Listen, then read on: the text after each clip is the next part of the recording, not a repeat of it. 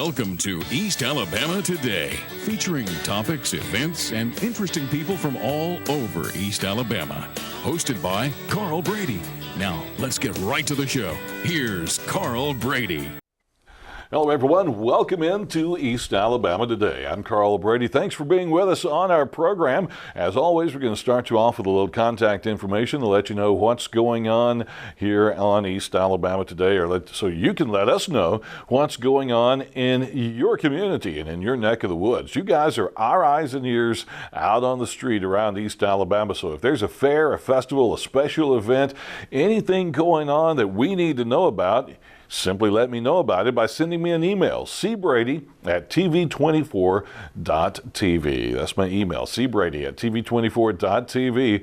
Fairs, festivals, special events, fundraisers, nonprofit organizations, all of those kind of things. We want to know about the things that are going on in your community. We also want to know about the interesting people who live in your community. Maybe you know someone who's a writer, an artist, or a musician. Maybe they have an odd or an interesting hobby and you think they'd be a great guest for the show.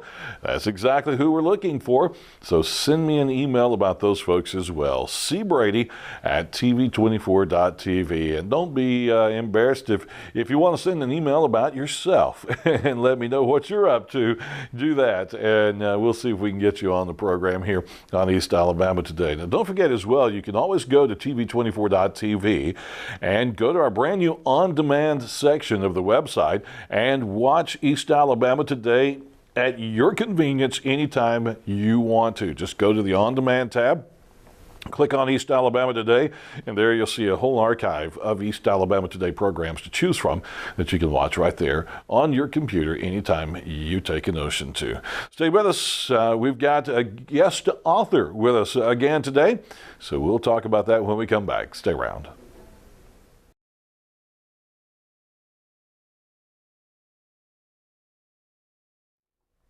And we welcome you back into this edition of East Alabama Today. Again, I'm Carl Brady. Thanks for joining us here on the program.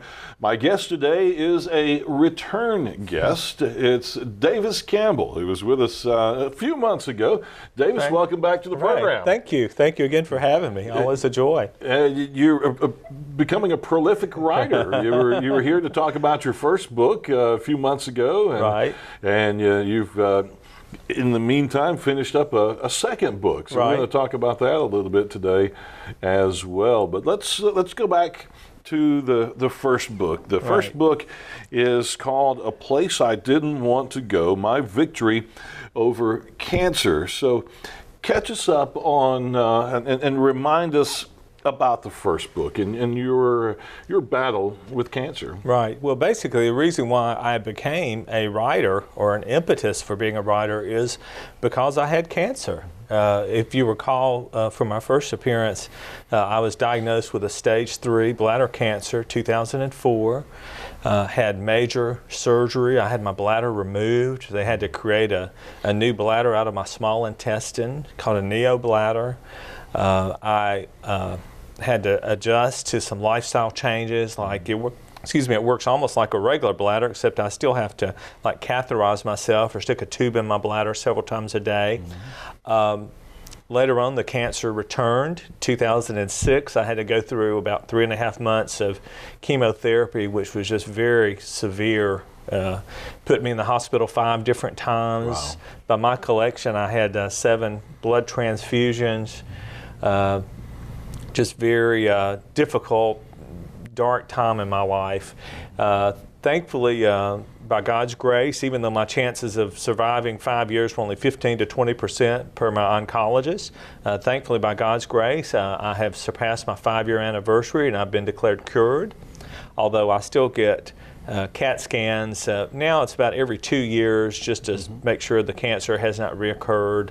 I do have some side effects from the chemotherapy. I lost part of my hearing. I have peripheral neuropathy, and also my kidneys were damaged. So I didn't come through this cancer battle unscathed, but I'm still here today. And basically, after I had bladder cancer, I had learned everything you wanted to know about bladder cancer. And it was basically thrust upon me. It's not like I wanted to learn about it. Right. But after I had been hospitalized and later after I had chemotherapy, I thought, I really need to share this information with other people. Everybody knows someone that's going through cancer.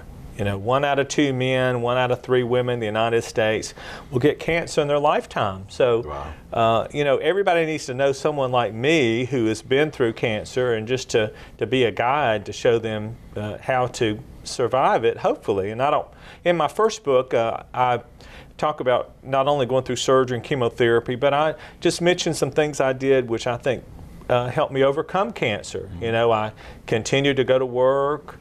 I got other people to pray for me. I never gave up. I just continued with life as normal as possible. As I stated probably in my first interview, when you do the normal things of life when you're going through cancer, I think it sends a message to your body that you want to live. Right. So thankfully, by God's grace, I'm here today. So my first book, it just talks about what it's like to go through cancer, and then also just some recommendations of how to overcome cancer. And I don't promise everybody's going to survive it. I know that some people don't. But I just mentioned some things that would encourage other people based on the cancer battle I've been through. And talking to other cancer survivors, and faith and a positive outlook, even in the darkest of the chemotherapy sicknesses, seem to have just attitude has a huge impact on survival. Oh, absolutely. And I think there's been studies that have shown that people who are diagnosed with cancer or major illness, if they give up, or if they say, well, there's really nothing I can do, I think statistics show that those people don't survive as well as the people that say, I'm going to fight it. I'm going to keep going on with life as normal. Yeah. An interesting thing I read in some books by a gentleman named Dr. Bernie Siegel. He works with an organization that deals with cancer patients. He mentions how sometimes when people are given a cancer diagnosis and the doctor says something like, well, you've only got 6 months to live or a year to live, someone will decide that they're going to go out and enjoy life. They're going to travel, they're going to spend time with their family, they're going to do things that they've always wanted to do. And remarkably, sometimes people actually get better. Right. There's just kind of a mystery about it. Like they start enjoying life, they start just enjoying things in general, and amazingly, some people get better. Right. Yeah. So it just makes a difference. Now you are a medical professional as well. Did that play into helping you survive because of your medical knowledge, or could that have been hampered things because you knew too much? Well, of course, I work as a nurse practitioner, and I think initially, even though I worked as a medical professional, I didn't recognize the initial problem in that I had some bleeding in my urine. And of course, I didn't hurt at the time. I was working very hard in my job at University Hospital in Birmingham. As far as being a medical professional, I guess I'm kind of embarrassed to say that I didn't really realize just the warning sign that was there, And of course, I have since learned that, if you have blood in your urine, that's one of the earliest things you need to rule out is bladder cancer. Wow. But as far as being a medical professional, though, it has opened doors for me to write. For example, the first article that I published back in 2006, it was in a national nursing magazine called Nursing 2006. And so I basically described the signs, symptoms, diagnosis, and treatment of bladder cancer. So that, in that way, that really helped me because, I was familiar with the medical terms, basically what people need to hear if you're reading an article about bladder cancer, Did you have writing skills prior to this, or was it a hidden skill that you discovered once you decided you wanted to write a book? Well, unfortunately, I should say, or maybe fortunately, when I was going through graduate school to become a nurse practitioner, it was a master's program. It was a 2-year program. and I had to do about 7 or 8 term papers. And they were not fun, you know. It was very hard work. And of course, back then, that was before you had all of the internet access. This was about 12, 13 years ago, where, you know, you actually had to go to the library and you had to look up articles and get all your, you know, your research together. So anyway, I did just multiple term papers, and even later on, when I had the article published in the nursing magazine, it was basically writing another term paper, except this was based on my story. It was something that was very close to my heart, and that was bladder cancer. We need to take a commercial break, so we'll take care of that right now. We'll come back, we'll talk about Davis's new book and how you can get a copy of it. We'll talk about all those details when we come back in just a moment. Stay with us.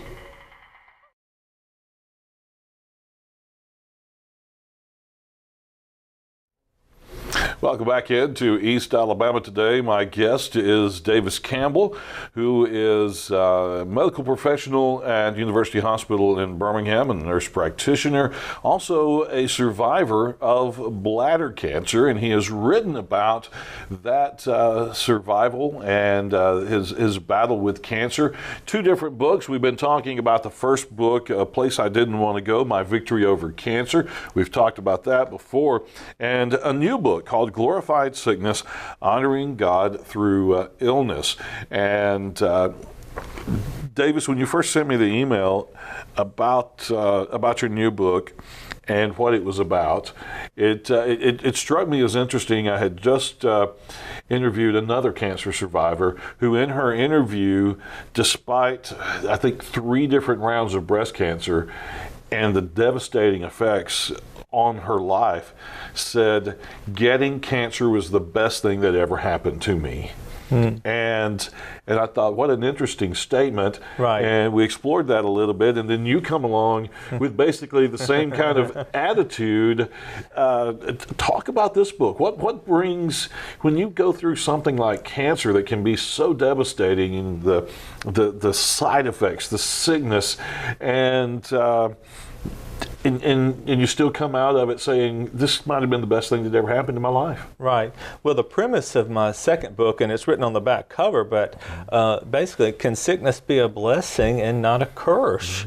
And what I talk about in this book is, you know, there's 3 types of sickness. You know, there's sickness unto death. That is, you know, we're all going to get sick and die one day. There is sickness unto chastisement. That is sicknesses we bring upon ourselves, you know, by smoking, not exercising, you know, overeating, you know, whatever. There are sicknesses we actually bring upon ourselves. And then finally, there are these sicknesses which I have heard described as sickness to manifest the glory of God. You know, people get sick and they really don't understand, well, why did this happen to me? You know, for example, when I got bladder cancer, the number 1 risk factor for bladder cancer is cigarette smoking.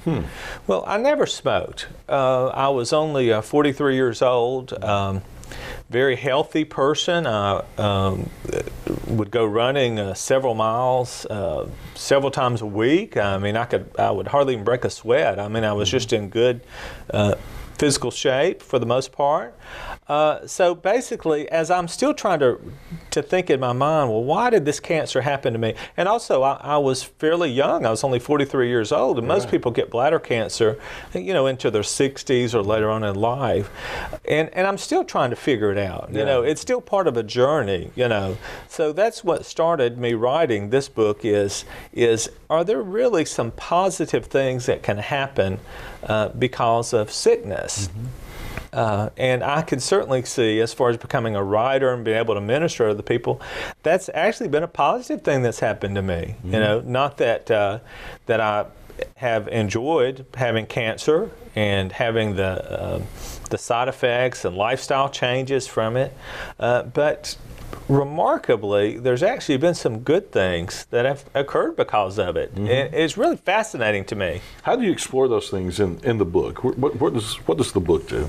Well, in the book, it all started, I was speaking at a church one day, and I was mentioning just some of the positive things that happened because of sickness. And I thought, I really need to talk about this a little bit more in depth. And so in the book, I list at least 8 different ways that I think sickness can actually be a positive in a person's life. And I love acronyms. Yeah. So I use the acronym SICKNESS, SICKNESS, and every one of those letters stands for actual good thing that can occur because of sickness, believe it or not.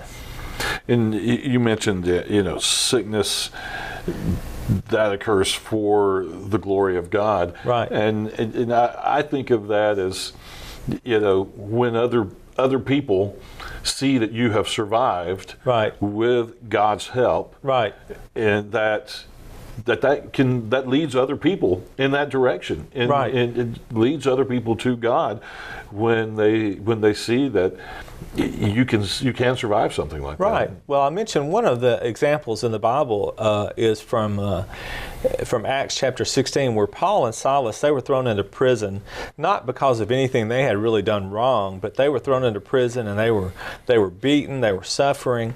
The scripture says at midnight they were singing hymns to God. And the scripture further goes on to say that the other prisoners were listening to them. And I think that's very important, because when we go through trials or sicknesses in our lives, it may not be because of something that we've done, but other prisoners or other people, they're watching us. They need to see that. They need to see how to get through that same kind of trial. Right. And the same passage in Acts 16 also says how all the prisoners were freed at one point. It reminds me of when you see this on movies, and sometimes they really make this real dramatic on movies, but if they show a burning building, you see a building that's just burning, it's just engulfed in flames, and you hear that there's someone trapped inside the building, and everybody's real anxious and desperate, and then lo and behold, like coming through the fire or covered with smoke, all of a sudden you see a figure just appear out of a burning building, and everybody's just real excited and happy. It's kind of the same way when you have someone in your circle of friends or family, who goes through a big trial, and all of a sudden you see them emerge from that trial. It just does something to the whole family, or the whole group. Do you have a particular passage or a particular one of those 8 things that stands out for you, that really is maybe the most important one or your favorite one? It's really hard to pick out a favorite because there's so many. And the way that sickness affects a person, it may be in different ways. Like, in the book, I talk about how sickness, it starts new ministries. You think about Jim Valvano. He was a basketball coach at North Carolina State. He later died of cancer. His organization, the Jimmy V Foundation, since that time has raised over $100 million for cancer research. And that is actually a good thing. It's sad that he had to die, but it's actually a good thing that because of sickness, people bind together, start raising money, to help other people. So that's one of the examples. I'm thinking of another in the book. Sometimes sickness, it just knocks down our pride. Yeah. You think of the exercise gentleman, Jack LaLanne. If you grew up when I grew up, he was like the exercise guy you saw on TV, and he was on TV for 30 years or so. Right. Here was this guy that exercised. He ate healthy. He had a philosophy: if it tastes good, spit it out. That's not what I want to do when I eat. But, no. But he exercised about 2 hours a day for all of his life, and then lo and behold, when he was 93 years old, he finally died. And they said that he even exercised 2 hours a day up to just a few days before he died. And I think that's another way that sickness, it kind of shows God's glory, and that it just kind of knocks down our pride. It just shows that, we're not going to live forever here on this earth, We're not always invincible. We're not always invincible. And especially like in college or when you're younger, you think, well, I can work 50 hours a week, or I can stay up all night, some people say partying or whatever, and eventually people get sick, or you may get a cold or something. It's almost like your body is telling you that you need to slow down. Yeah. You're doing too much. You need to take it easy for a little while. Right. There's several things in there. Sickness, it compels people to come to Christ. There's a story about a gentleman named Naaman in the Bible. He was a Syrian army officer. He got leprosy. Well, he was desperate, and who did he go to try to find a cure? Well, he went to his enemy, the Israelites. Yeah. He went to a young girl who was an Israelite to try to get cured of his leprosy. So, sickness can actually bring us to Christ. There's a Bible passage that says, it's good that I was afflicted, that I may know your statutes, right? So, again, another, just positive thing from sickness. Sickness can make us start to take life a little bit more seriously if we don't, go to church, or if we do certain habits. Once we get sick, maybe it makes us think, well, I better change my ways. Right. Trigger some changes there. Well, the name of this book is Glorified Sickness, Honoring God Through Illness, the second book from Davis Campbell. And we'll take a quick break. When we come back, we'll tell you the best ways you can get your very own copy of this book. So stay with us. We'll be back in just a moment.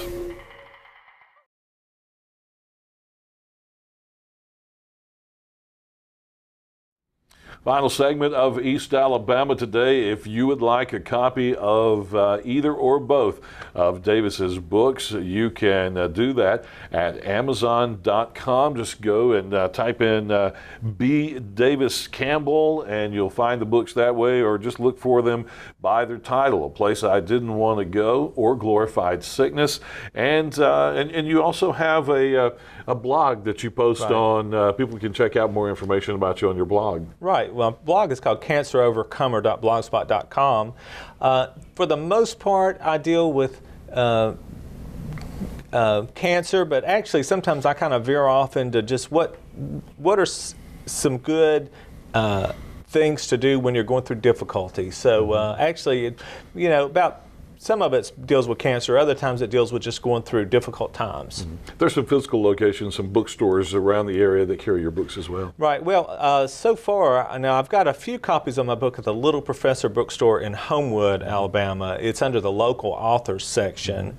I'm still trying to get my books into other venues, so they're primarily on Amazon. Okay. My first book is on Kindle. I'm still trying to get the money to get my second book on Kindle.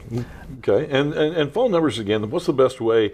And I'm sure they can contact you through the Blogspot site, Cancer Overcomer. But if people want you to come and speak to their church group, their organization, their social club, civic club, how do they do that? Right. Well, my cell number, I think, was listed on the screen, is 205-515-5678. And of course, my email is daviscampbell@bellsouth.net. Again, I feel like I have just been given all of this information just to share with other people to encourage them. And I am delighted always to speak at churches or civic groups, just to give an encouraging message to people that are going through cancer, or even with my second book, people that are just going through some kind of sickness. You need somebody to just tell you, look, there's really a reason you're going through this sickness. It doesn't necessarily take away the sickness, but hopefully it will turn their mourning into dancing and their pain into praise. Right.